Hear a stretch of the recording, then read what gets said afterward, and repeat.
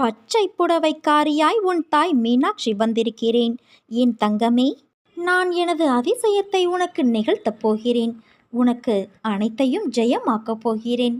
துன்பம் வந்த போதும் கூட என் மீது நம்பிக்கை குறைவுபடாமல் இருந்தால் அவர்களுக்கு என் உதவி கண்டிப்பாக கிடைக்கும். உங்கள் கர்மத்தை உங்களுக்கு பதில் நான் சுமந்து கொள்வேன். உன் செயல்களில் உன்னை விட நானே முன்னால் நிற்பேன். நீ விழிப்புணர்வு இன்றி இருந்தாலும் நான் மிகவும் விழிப்போடு உன்னை முன்னின்று நடத்தி வைக்கின்றேன். என் அனுக்கிரகத்தால் இந்த பிறவியில் நீ என்னை ஆராதிக்கின்றாய், என்னை வணங்குகிறாய். அப்படி என்னை வணங்கும் நேரம் உனக்கு கிடைத்ததே ஒரு யோகம். உன்னை பற்றி உனக்கு எதிராக யாராவது பேசினால் சற்றும் கலங்காது சென்றுவிடு. அவருடைய சொற்கள் உன் உடலை துளைத்து விட முடியாது. பிறருடைய செயல்கள் அவர்களையே பாதிக்கும், உன்னை அல்ல. உன்னுடைய செயல்கள் மட்டுமே உன்னை பாதிக்கும். என்னுடைய கதைகள், என் உபதேசங்கள் இவைகளை கேட்போருக்கு நான் பணிவிடை செய்வேன். செய்வது மட்டுமல்ல, அவர்கள் ஆசைகளையும் நான் பூர்த்தி செய்வேன். என் குணநலன்களை, என் மகிமைகளை, லீலைகளை எப்போதும் நினைப்பவர்கள் தாமரை மலர் மீது வண்டு மொய்ப்பது போல அவர்கள் என்னிடம் இருந்தே பக்தியை வளர்த்து கொண்டே இருப்பார்கள். உன் கோரிக்கைகளை நிறைவேற்றி உன் பிரார்த்தனை அனைத்திற்கும் பதில் கொடுப்பதற்காகவே நான் அவதரித்து வந்தவள் என்பதை நீ உணர்ந்து கொள்.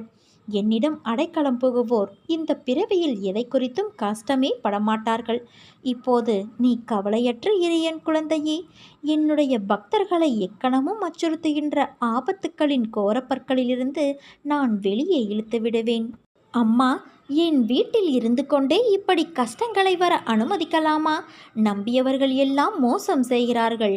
தாங்களும் என்னை ஏமாற்றி வருகிறீர்களே என்று என் மீது கோபம் உனக்கு. குழந்தையே, நீ என் மீது பக்தி செலுத்துகிறாய், பாசத்தோடு உன் மனதில் வைத்து இருக்கிறாய். ஆனால் ஒரு பிரச்சனை என்றால் நீதானே சமாளிக்க ஓடுகிறாய். என்னை எங்கே வேலை செய்ய விடுகிறாய் நீ? பிரச்சனையின் உச்சத்தில் தீர்வுக்கு மற்றவர்களை நாடி செல்கின்றாய். இதனால்தான் நான் உன் வீட்டில் வேலையே இல்லாமல் வேடிக்கை பார்க்க வேண்டியுள்ளது.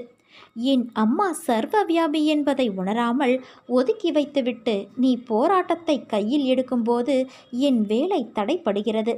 தொட்டதெல்லாம் தோல்வியில் முடிகிறது. நஷ்டத்துக்கு மேல் நஷ்டம் உன்னை வாட்டுகிறது. நாள் முழுக்க உழைத்தாலும் பஞ்சத்திற்கு பஞ்சமில்லை. நாள் முழுக்க என் நாமத்தை உச்சரித்தாலும் பிரச்சனைக்கும் பஞ்சமில்லை என்ற நிலையாகிவிட்டது உனக்கு. என்னை சரணாகதி அடையாதவரை நான் யார் மீதும் என்னை திணித்து கொள்ள முடியாது. என்னை அறியாதவர்களுக்கு என் சிறப்பு உதவிகள் எதுவும் சென்று சேரவும் முடியாது. இதை நீ தெரிந்து கொள். இப்படியெல்லாம் இதுவரை இருந்திருந்தாலும் இனியும் அப்படிப்பட்ட சூழல் உனக்கு வரவிடமாட்டேன். தைரியமாக இரு. என்னை சரணடைந்தவர்களுக்கு சர்வமும் நானாக இருப்பேன். உன் அன்னையான நான் இருப்பேன்.